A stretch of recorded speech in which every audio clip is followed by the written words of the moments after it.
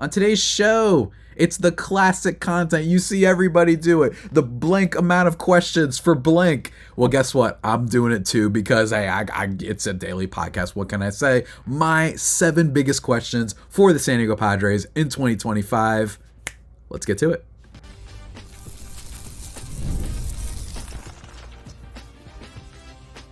You are Locked On Padres, your daily San Diego Padres podcast. Part of the Locked On Podcast Network, your team every day. Greetings, ladies and gentlemen, and welcome to another edition of Locked On Padres podcast, which is part of the Locked On Podcast Network, your team every day for Thursday, February 13th. As always, I'm your host with sometimes, occasionally, but certainly not always the most, Javier Reyes. Feel free to follow me on Twitter/X and Blue Sky at Javipeno, JAVIIPENO. And also, go follow justbaseball.com. Very good website. Very good website. Going to be writing about the Padres this season and updating the newsletter. We launched a newsletter pretty recently, and it's been awesome. Just keeping you up to date on all the biggest happenings. It's going to advance, especially with spring training coming around. We've been covering the offseason and the biggest signings and giving you the lowdown and all the quick details that you need. You know, as you're riding your little train to work and whatnot, that's what we do over at Just Baseball, so go check that out. And of course, at my handles, feel free to send me any of your questions or comments. I love to hear back from you guys, especially for the mailbag every Monday. Today's episode, guys, though, it's a simple one. It's the classic, SEO thing, right? You know, blank questions for blank. X number of blanks for blank. The 5 things the Philadelphia Phillies must do. In this case, it is the 7 biggest questions for me about the Padres heading into 2025. And, you know, some of these are pretty chalk. I don't think that these are going to shock a lot of people. But I wanted to still talk about them anyway. It's going to be an easy-going episode in a lot of ways. And I'd love for you guys to leave me comments, by the way, for what you think are your biggest questions for the Padres. I've got a couple weird ones in there, don't get me wrong. But let's get into it, guys. Let's start off with the easiest one, right? Dennis Lynn at The Athletic recently wrote about this too. Who's getting traded is number 1, right? Is it going to be Dylan Cease? Is it going to be Robert Suarez? Is it going to be Jake Cronenworth? A lot of what could happen and what determines this team this year is who they end up trading. If they trade Dylan Cease, in my opinion, I think that Preller is probably only trading him for a cornerstone type piece, young, controllable player that is going to be on the team for years to come. We've talked about on this show before that I think Heston Kjerstad, Ryan Mountcastle, and maybe Judd Fabian would be a pretty decent get. Or who's the other Orioles prospect? Chase McDermott, that would be another one. Some combination of those guys. You're not getting Kobe Mayo, right? You're not getting Samuel Basallo. I don't think you're getting their top 3 prospects. But I think those guys you could get. And I'm wondering if we're just this goes beyond traditional, conventional thinking, but hey, organizations do be dumb. Is the GM feeling a little bit, is he on the hot seat a little bit? Is he like, wow, I just totally choked this offseason and we have no pitching? Not no pitching, but we don't have a rotation that could take us to the World Series. So I got to give up and go after Dylan Cease. Maybe. It's totally possible, but he's also a Scott Boras client. So I don't know. Part of me is I just don't know exactly how feasible it is to trade for Dylan Cease. I don't know if this is just the classic throwing out the rod. And Preller's only if I get a huge bite am I going to trade this dude. I don't think he's trading him just to trade him. I still think he wants to compete this year. And so does the team, frankly. They kind of don't have a choice, especially with the lack of a farm system. So we'll see in that regard. But I think Robert Suarez is another guy who could absolutely get traded this season because of the fact that I just think I think he pitched really well last year. And I'm just kind of wondering, do you sell high here? Do you sell and maybe get some young controllable assets? Just get a pitcher of sorts. We talked about Alexander Canario and Jordan Wicks on one podcast earlier this year. You would save some money, though. You would save some money. He makes $10 million this year. He's got an opt-out for $16 million the next 2 years. I just think it's possible that he isn't as good this year. And if you could trade him for those 2 guys to a team that really needs a bullpen, I like it. And then lastly is Jake Cronenworth. And Jake Cronenworth, according to sources, is drawing a little bit of trade interest. And you know why I think that is? Because his AAV is not bad, right? It's $11 million a year. That's not that bad. And you know what I think the biggest deal is? The biggest deal is teams know this guy will be better and be more overall productive if you put him at second base. The Padres, you need to get a lot of offensive production to be worth it over at first base. It's just kind of what you need, right? And I think that's what's going to happen here. I think that teams might be a little bit interested. The problem is it would be mostly a salary dump, in my opinion. I don't think you could get something crazy in return, but I just think teams are like, what if this guy's secretly like a 3-win player and like we could just have him as a utility guy for a while for below market price? You know what I mean? It's going to be hard, but I would not be shocked, right? Are they going to make any big trades? Is the question number one. It's a pretty obvious one, but we got to start there. Question number two. It is the question that determines everything, and it is part of question number one. It is this. Are there any moves the Padres made because they genuinely like what they had, or is it all ownership money based? That's my second question. Are the Padres basically like, you know what? People don't know it, but worst kept secret in the league is Johnny Brito might be good this year. Worst kept secret in the league.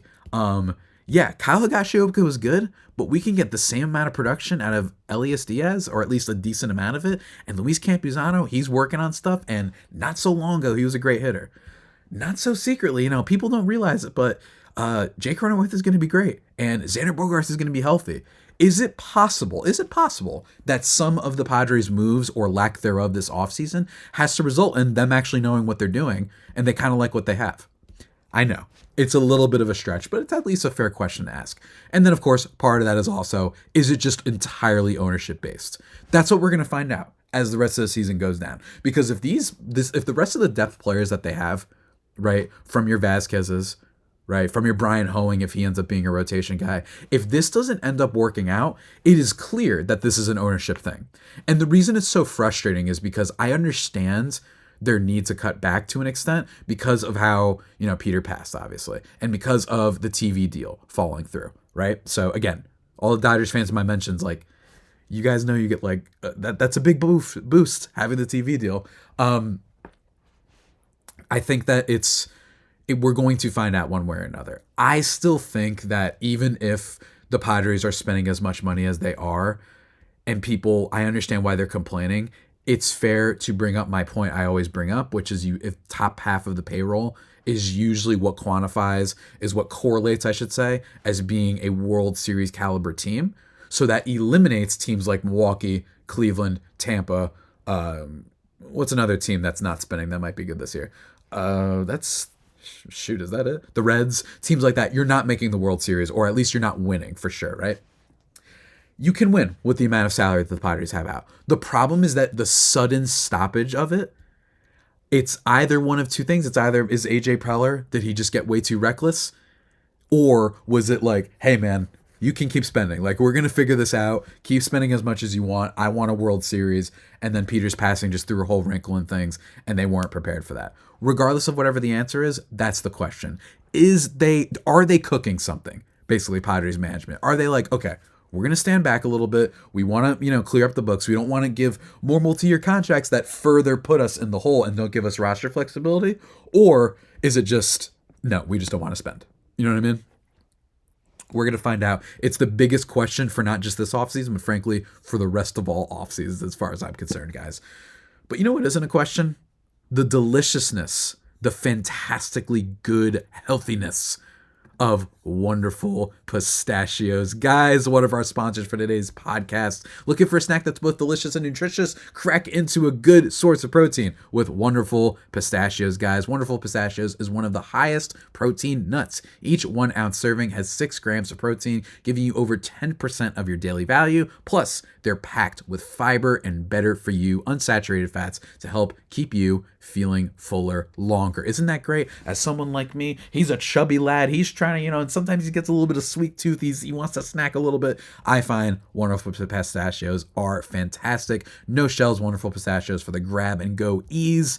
Satisfying, by the way, cracking open them nuts feels good. It feels good. Feels good. Providing all 9 essential amino acids as well. It's a complete protein. So what are you waiting for? Get snackin' and get crackin' with the snack that packs a protein punch. Man, I love saying that part. Get snackin' and get crackin'. It's not bad. It's not bad. It's really good. Visit wonderfulpistachios.com, guys, to learn more.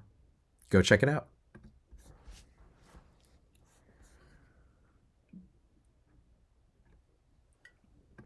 And just like that, everybody, we are back thriving and vibing into segment number 2 of the 7 biggest questions for the San Diego Padres heading into 2025. Let's keep it on rolling into question number 3, which is, will the real Fernando Tatis Jr. please stand up? We talked about this in the Zips projections. It's kind of an extension of that. Go check out that as well as a little bit of a combo package. A little bit of, I know this is a self-promo. I don't care. It's just in my unbiased opinion. Go check out that episode too. A lot of this team's upside depends on Tatis. What the big issue is this. It's not bad if Fernando Tatis Jr. is just a 4.5 to 5 win player. It's great. It's really good. It's a great player. Right? Like, there's plenty of 4.5 win, 5 great win players. Francisco Lindor is the best player on the Mets. That's kind of what you expect from him every year. He's very, very good. It's awesome. But the upside of being a 7-8 win guy, because of what we saw, especially with the defense, that platinum glove winning defense, is that still there? And we talked about this a lot. I do not fully know. I think that some of the naysayers for Tatis, it's annoying, right? Don't get me wrong. It's very, very annoying. Some of the stuff that people bring up with Tatis. He had some like weird lotion, whatever the heck it was that he took. I understand it's a PD. I'm not disputing that. And does it get annoying when people love criticizing this more than other type of players that we have in this league that do far worse things? Yes. But when it comes to the results, I get it. 151 WRC plus his rookie year. 151 the year after that. 158 in his nearly MVP campaign year. 6.8 win season. 112 his first year back. Hey, it's his first year back. He's coming back from the shoulder surgery. It's understandable that he's not fully there. Totally get it. Still hit 25 home runs, swiped 29 bags, 4.1 win season. Very, very good, all things considered. Then last year, 3.2 win season, 135 WRC plus. Very, very good. But overall, he was a guy who was a 900 OPS guy pre getting punched for steroids, and then, or PEDs, whatever the correct term is. And then a high 790s, low 800 OPS guy post PED suspension. It is a fair thing to bring up, especially when it comes to his walk rate, right? He's not striking out as nearly as much as he used to, but he's not walking as much. In those years, he had a 10.5% walk rate and an 11.4% walk rate. This past year, 7.3. Year before that, 8.3. So it actually went down this year. However, second year in a row that Tatis is weighted on base and expected weighted on base, and I think he's the type of player that isn't pulling necessarily, and pulling sometimes throws the expected numbers a little bit off. Nolan Arenado is a good example. He's underperformed the expected weighted on base 2 years in a row.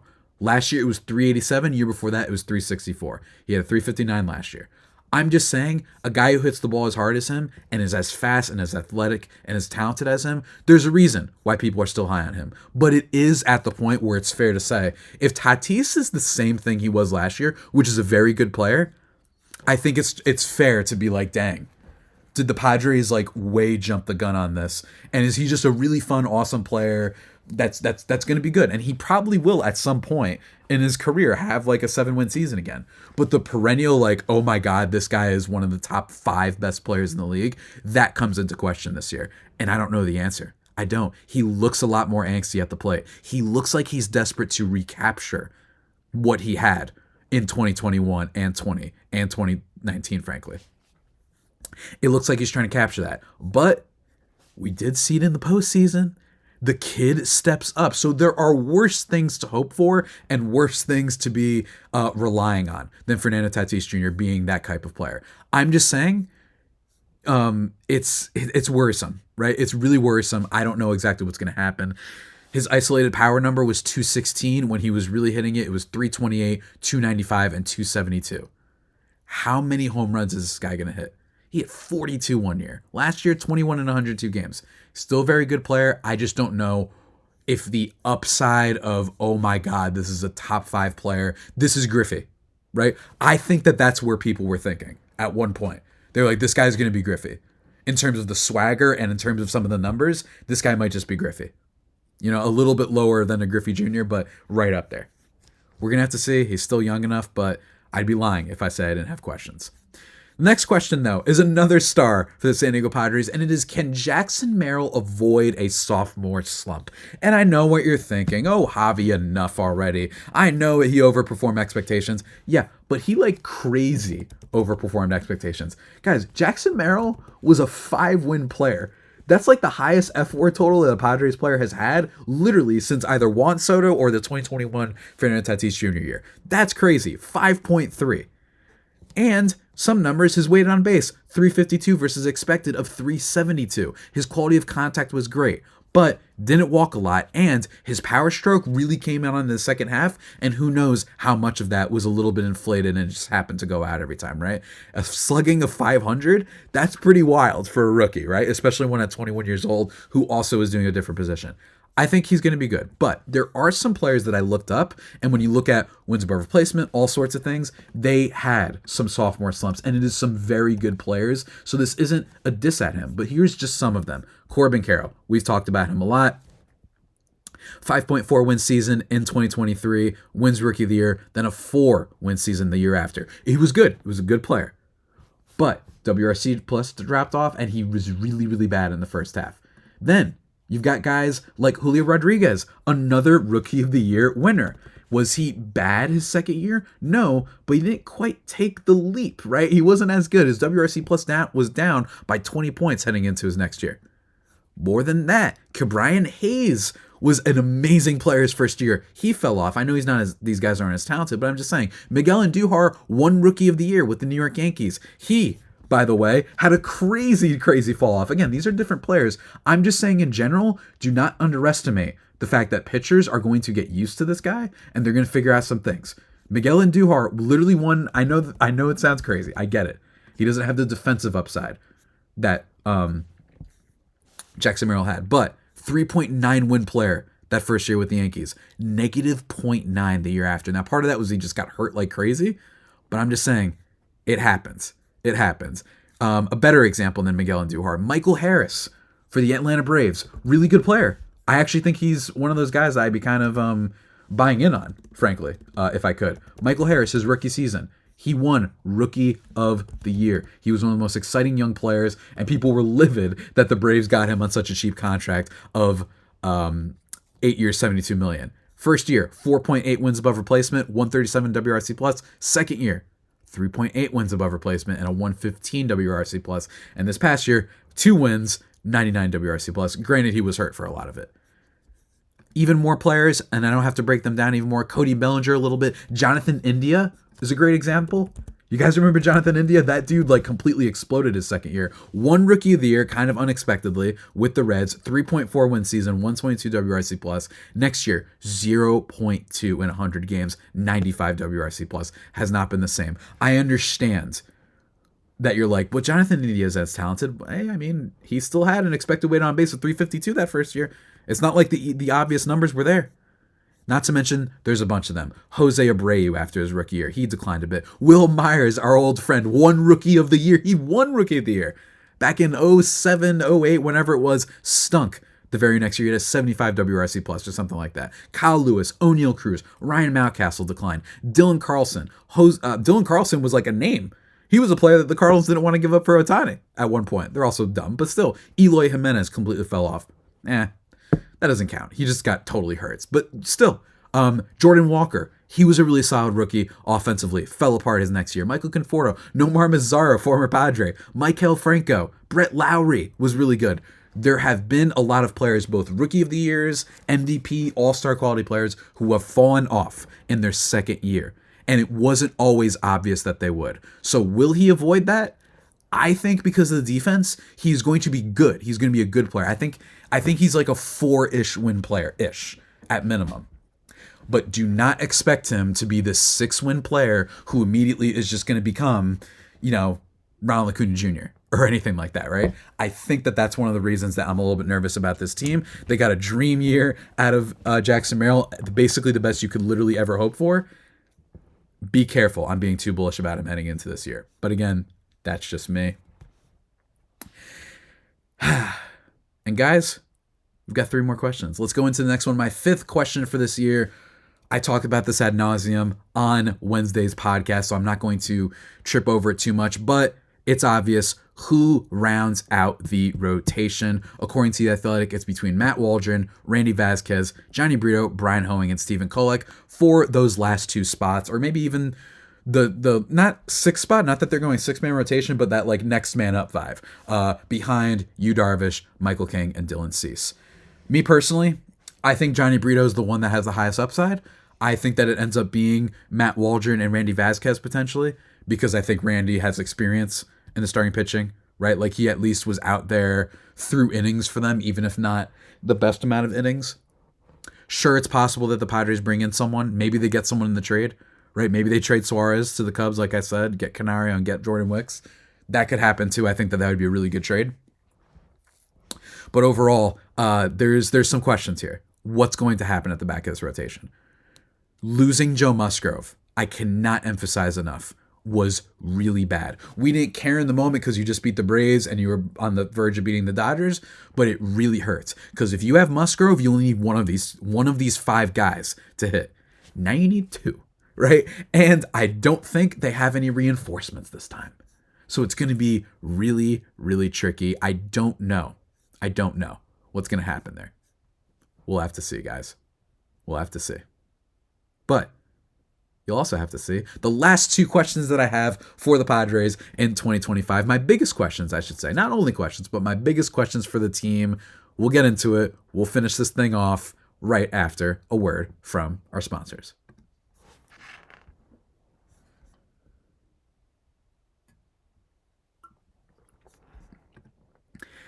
And just like that, everybody, we are back here on the Locked On Padres podcast, thriving and vibing the 7 biggest questions for the San Diego Padres in 2025. Let's waste no more time. Let's get into question number 6. It's like, again, go back to Tuesday's episode, or was it Tuesday's episode where I talked about the Padres Zips projections for the offense? It is. Is Xander Bogaerts fully cooked? That is the question. Oh, man. I mean, look, folks, I'm going to be honest with you. As much as I love complaining about the Dodgers, as much as I love doing that, as much as I even more love complaining about the problems with the league, as much as I love really defending the Padres in terms of their management, I should say, like their front office, for the fact that, okay, how were they supposed to know that a TV deal would fall through and that Peter would pass? RIP, of course. Rest in peace. They still made some really bad moves, in my opinion. I reacted to the Xander Bogaerts signing when it first happened with a lot of enthusiasm. I think I was just way too jazzed when I first recorded that podcast. And then I, of course, talked the next day. And my thing was this. My thing was, he's been a good hitter fundamentally for a long time. And what I like is his game didn't revolve too much around power. If you remember, I've talked this offseason a lot about how Anthony Santander, former free agent and now Blue Jay, that his OPS 815 is the lowest ever for a player who hit 40 plus home runs. He hit 44 home runs last year and he only got an 815 OPS. His game is entirely predicated on power. And that's the thing. When you have all these players that decline, it's almost like, well, they can't hit for the same level of power anymore, or they start to sacrifice for the power and only hit for an on base of 292, right? Look at Giancarlo Stanton as a good example. So that's why I was like, you know what? I think Xander Bogaerts is just going to fundamentally rip some doubles, play some solid defense, and at least the first 4 years of this deal should look good. And at first, it did look good. Xander Bogaerts was not bad his first year with this team, and I defended him vociferously on this podcast. I thought it was absurd that people were out on him. He was a 4.6 win player his first year with the Padres, 119 WRC+. Not great. I know all the peripherals weren't great, but at least with him, you could attach why he underperformed a bit to 2 things. He was historically bad in the clutch, just like the rest of the team. For some reason, could not drive in runs, and that's something that does not tend to carry over from year to year in baseball. And then number 2, he literally got worse after getting hit in his wrist. But therein lies the rubble. I did not know, and this is, look, I'm just giving you hands up, guys. I didn't do my research enough when this first happened. I should have asked more Red Sox people. I talked to, I'm blanking on your name, you're the best, but former Red Sox host, we were talking about this, and she was just like, this stinks. Like, we love Xander over here in Boston. And one of the things that we didn't talk about, though, and I didn't realize, is that he had this wrist issue that was like a long-term thing. And when you look at his overall numbers, I always tell everybody, you don't have to go into the advanced stats, but in my opinion, if there's one advanced stat to always look at, it is hard hit rate. Every single year, for the past 4 seasons, Xander Bogaerts' hard hit rate has gone down. That's not good. Now, granted, he's not the type of player who's always been a super duper hard hit rate guy. But even still, 43% hard hit rate in 2021. Then 39.5, 34.6, and 33.2. Couple that with a decreasing walk rates from the same year, 2021. 10.3%, 9, 8.4, and 6% last year. And unlike that 2023 season, where in my opinion you could trace fairly so and be like, hey, look, he got hit on his wrist by a Spencer Strider fastball, and we literally saw that the numbers were really bad right after that, and then he was awesome in the second half of the season. He had like a 140 WRC plus, right? Even if he didn't drive guys in, but as I mentioned, that doesn't usually carry over year to year. But last year there wasn't no injury to speak of.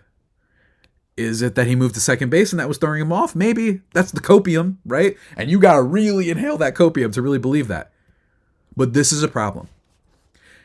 As Zips projects, they think 275, 335, 417 with a 114 WRC plus. If that were to happen, it is still bad, but it could be a lot worse because maybe he plays some really good defense. He was actually a really good defender.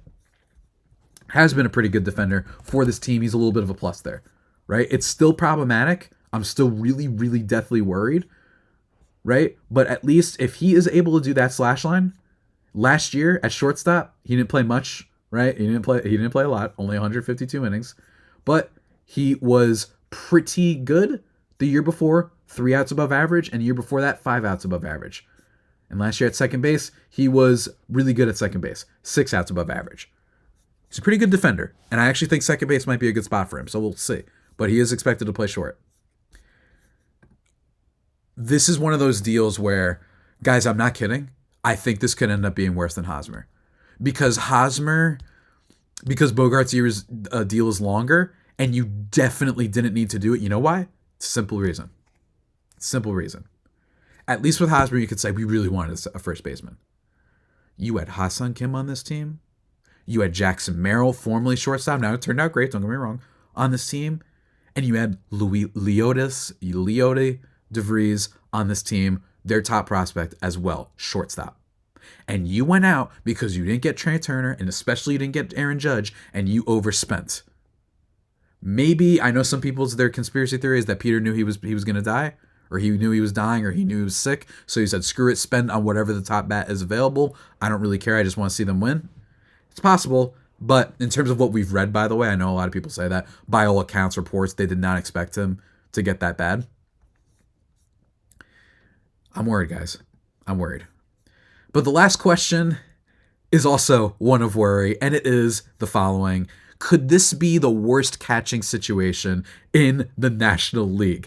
Yeah, Luis Campusano and Elias Diaz. For those who don't remember, Elias Diaz, look, it's fine that they signed him. I'm personally partial. I think they should have signed Yasmani Grandal because I think Yasmani Grandal provides pretty good defense, and he actually has a little bit more offensive upside than Elias Diaz, and he was a 1.4 win player last year.